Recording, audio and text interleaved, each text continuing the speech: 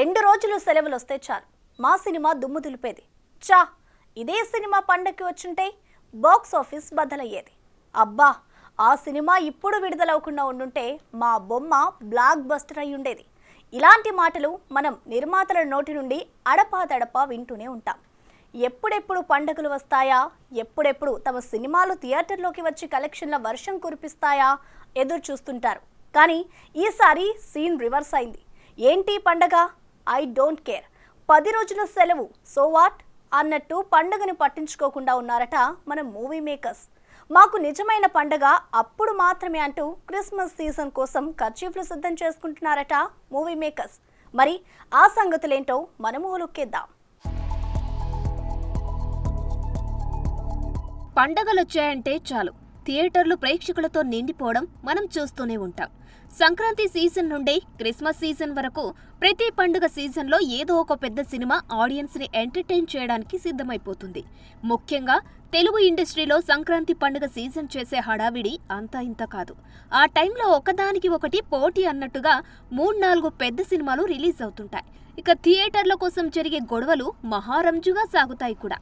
ప్రతి సంక్రాంతి సీజన్లో మనం అది చూస్తూనే ఉంటాం. అయితే తాజాగా ట్రెండ్ మారినట్టు కనిపిస్తుంది. 10 రోజుల సెలవులున్న దసరా సీజన్ని టాలీవుడ్ అంతగా పట్టించుకోవట్లేదనే వార్తలు ఫిలిం సర్కిల్స్లో చక్కర్లు కొడుతున్నాయి. వరుసగా సెలవులు దొరికితే బాగుండురా అనుకునే నిర్మాతలు ఎందుకో ఈ దసరాని ఐ డోంట్ కేర్ అంటున్నారు.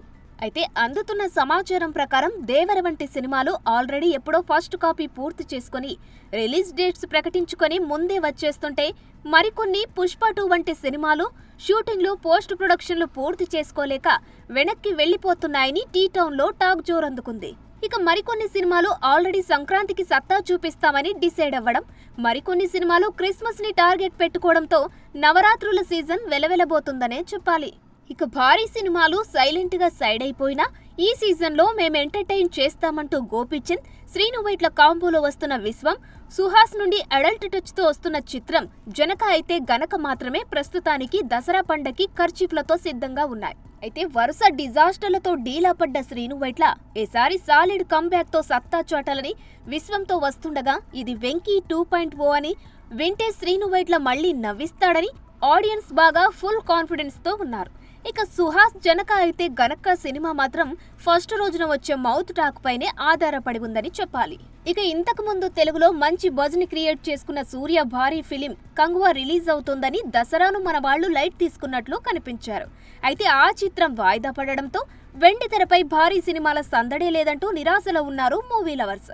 ఇక super star Rajinikanth movie Vettaiyan వస్తున్నామంటూ హడావిడి చేస్తున్నా అప్పటి వరకు ఏమైతుందో తెలియని పరిస్థితి.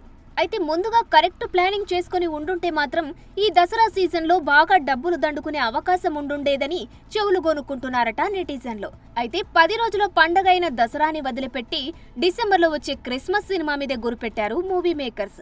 వాటిలో టాలీవుడ్ లెక్కల master Allu Arjun Pushpa 2, global star Ram Charan game changer, Naga Chaitanya Thandel, Nithiin నుండి వస్తున్న రాబిన్ హుడ్, మంచువారి కన్నప్ప, ఇలా చాలా సినిమాలే వస్తుండగా వీటిలో కొన్నైనా విజయదశమికి వచ్చి ఉంటే విజయ పతాకం ఎగరవేసేవేమో అంటూ ఉసూరుమంటున్నారట filmy fans. For more videos like this, subscribe Big TV channel.